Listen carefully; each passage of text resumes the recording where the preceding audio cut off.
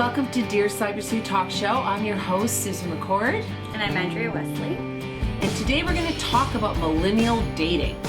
What does that mean? And what age group does this affect? Like, that's something that I think a lot of us don't really know. But Andrea, you probably know the answer to that since you're one of them, aren't you? Yes, I am. Millennial is basically anybody born between, this is open to interpretation. A lot of people might not agree, but it's about from 1980s to 2000s, any generation that was really severely impacted by the advancement in technology. Yeah, and some people only know that, right? Yeah. They've only been born with that computer at their fingertips. Yeah, This age group, that's all they know on how to, a lot of it, on how to connect with people. So what's happening is things are changing, and the actual face-to-face connection isn't happening as often for people to meet each other.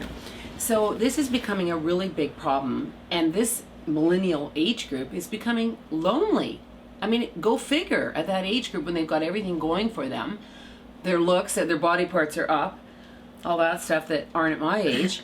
It's harder for them to meet people because that's what they know. That's how they communicate, is an online basis or texting or whatever, anything to deal with a gadget, basically. Right, yeah. So tell me some of the problems that you have noticed with the millennial dating. Hyper focused on sex, sex only. Sex without commitment, no strings attached sex, sex without leading to anything meaningful. It's just all about how to get instant gratification and move on to the next person to continue that high. That's both, like, men and women are doing that? Men and women are guilty of it. Okay. It's making it a lot easier for men, for sure. But, there are women out there who are really looking for something very meaningful and get, unfortunately, strung along. And so what happens if you don't have sex right away with them? they move on. Okay, but isn't that a good thing? If you're not into that? Like, you don't really want them around. It is a good thing, yeah. So we're starting to see the silver linings in millennial dating, even though it does suck, because you kind of get your hopes up. You get your hopes up. You think that the person that you're investing your time into is actually worthy of your time. And then when they can't get you into bed, they just start swiping somebody else's face online until they get what they want. So that's a big problem. It's like an endless competition, constant revolving door of people. Nobody's willing to settle on anything. It's is always something better on the horizon as far as millennials are concerned. But this is literally an epidemic that we're facing right now. Commitment does not happen as much as it used to. We're seeing people well into their 30s who still have no desire to settle down, to have families of their own. We're seeing that a lot now, and we're seeing behaviors like ghosting. We're seeing behaviors like commitment phobia a lot. It's almost like we're terrified of divorce and all of the other relationship problems of our generations before us. Yeah. And I think financially is a big one for a lot of people, because what happens is if you do live with somebody, the laws have changed that you don't even have to live with them that long before you get half. Yep. So people, especially in the States, there's different laws for that than Canada, where we're from.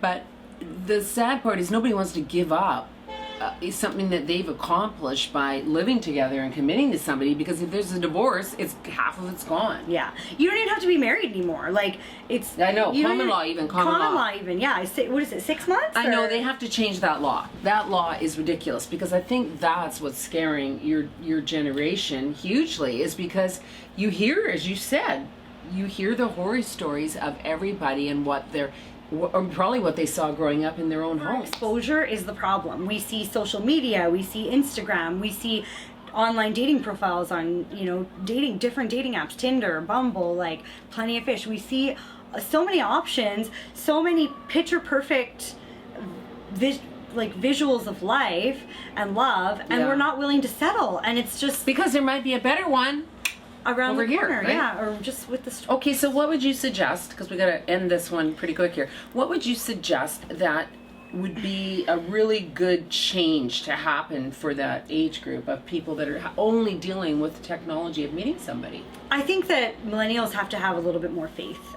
We have to have a little bit more faith and a little bit more trust in each other, and we also need to be a lot more honest. You can't be so picky to the point that you're literally on a path to be alone forever. Like, you have to realize that there are compromises that you have to make, and that's another thing is millennials, we're the me generation. That's literally the the abbreviation for millennial is ME, and we are the me generation. We are all about us. We're very selfish. We're entitled. We think that we deserve and are owed everything. Especially the younger of the millennials. Yeah, and love is no different. We think that we deserve everything on a silver platter. And you know what? I'm all for having standards. Having standards is great. You should definitely only be with someone who respects you and appreciates you, but don't get so hyper focused on your checklist that you end up alone. So you want to meet somebody that you can actually have sex with, that you have a relationship with, and all the bells and whistles are there into one package.